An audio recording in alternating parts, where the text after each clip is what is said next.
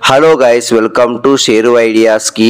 తెలంగాణ రాష్ట్ర వ్యాప్తంగా ఉన్న ప్రజలకైతే తెలంగాణ రాష్ట్ర ప్రభుత్వం సీఎం రేవంత్ రెడ్డి గారు అయితే మరో సువా చెప్పారు. కాంగ్రెస్ ఎలక్షన్ టైంలో హామీ అయితే ఇచ్చింది కాబట్టి తెలంగాణ కాంగ్రెస్ గెలిచిన వేటిని ఆసరా పింఛన్ కాస్త చేయూత పింఛన్గా మార్చి వృద్ధుల వేతనకు 4,000, దివ్యాంగ 6,000 చొప్పున పింఛన్ అయితే పెంచి కొత్త పింఛన్ అయితే ఇస్తామని చెప్పారు. కాబట్టి ఇప్పుడు తెలంగాణ కాంగ్రెస్ అధికారం వచ్చి సంవత్సరాలు పూర్తయిపోయినా ఇంకా పింఛన్ అయితే పెంచి కొత్త పింఛన్ అయితే ఇవ్వలేదనేసి వృద్ధులు, వితంతులు, దివ్యాంగులు, ప్రతిపక్ష నాయకులు విమర్శలు చేస్తున్నారు. కాబట్టి ఈ నేపథ్యంలో తెలంగాణ రాష్ట్ర ప్రభుత్వం సీఎం రేవంత్ రెడ్డి గారు అయితే ఇప్పుడైతే పింఛన్ అయితే పెంచి కొత్త పింఛన్ అయితే ఇవ్వబోతున్నారు.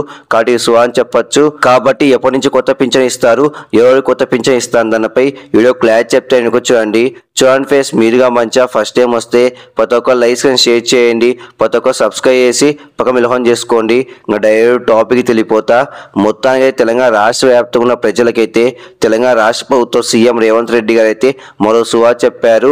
గత ప్రభుత్వంలో ఆసరా పింఛన్గా తెలంగాణ రాష్ట్ర వ్యాప్తంగా పింఛన్ అయితే పంపించేశారు అని ఇప్పుడున్న ప్రభుత్వం కాంగ్రెస్ అయితే ఎలక్షన్ టైంలో హామీ అయితే ఇచ్చింది. కాబట్టి తెలంగాణ కాంగ్రెస్ గెలిచిన వేటిని ఆసరా పింఛన్ కాస్త చేయూత పింఛన్గా మార్చి వృద్ధుల వేతనకు 4,000, దివ్యాంగ 6,000 చొప్పున పింఛన్ అయితే పెంచి కొత్త పింఛన్ అయితే ఇస్తామని చెప్పారు. కాబట్టి ఇప్పుడు తెలంగాణ కాంగ్రెస్ అధికారం వచ్చి సంవత్సరాలు పూర్తి అయిపోయింది. కాబట్టి ఈ నేపథ్యంలో తెలంగాణ రాష్ట్ర ప్రభుత్వం సీఎం రేవంత్ రెడ్డి గారు అయితే ఇప్పుడైతే పింఛన్ అయితే పెంచి కొత్త పింఛన్ అయితే ఇవ్వబోతున్నారు. కాబట్టి సువా అని చెప్పొచ్చు. ఇప్పటికే రాష్ట్ర వ్యాప్తంగా అధికారులు అయితే ఇంటింటి సర్వే చేసి ఆ నివేదిక మొత్తం సీఎం అయితే సమర్పించారు. సీఎం రేవంత్ రెడ్డి గారు అయితే ఆ నివేదిక మొత్తం పరిశీలించి మొత్తం అయితే ఆసరా పింఛన్ కాస్త చేయూత పింఛన్గా మార్చి వృద్ధుల వేతనకు 4,000, దివ్యాంగ 6,000 చొప్పున పింఛన్ అయితే పెంచి కొత్త పింఛన్ అయితే ఇవ్వబోతున్నారు. కాబట్టి సువా అని చెప్పొచ్చు.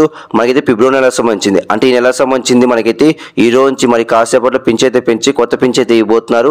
కొంతమందికి అధికారులు అయితే ఇంటి దగ్గర వచ్చి పింఛన్ అయితే ఇస్తారంట కొత్త పింఛను, కొంతమందికి అధికారులు అయితే బ్యాంకులో జమ చేస్తారంట కొత్త పింఛను. కాబట్టి సువా అని చెప్పొచ్చు. మొత్తం అయితే ఈ రోజు నుంచి అయితే కొత్త పింఛన్ అయితే ఇవ్వబోతున్నారు, పింఛన్ అయితే పెంచి. కాబట్టి సువా అని చెప్పొచ్చు. చాలా మంది ప్రజలకు ఈ విషయం తెలియదు కాబట్టి ప్రతి ఒక్క లైక్స్ అండ్ షేర్ చేయండి, ప్రతి ఒక్క సబ్స్క్రైబ్ చేసి పక్క మిలహం చేసుకోండి. Thank you for watching. Thank you.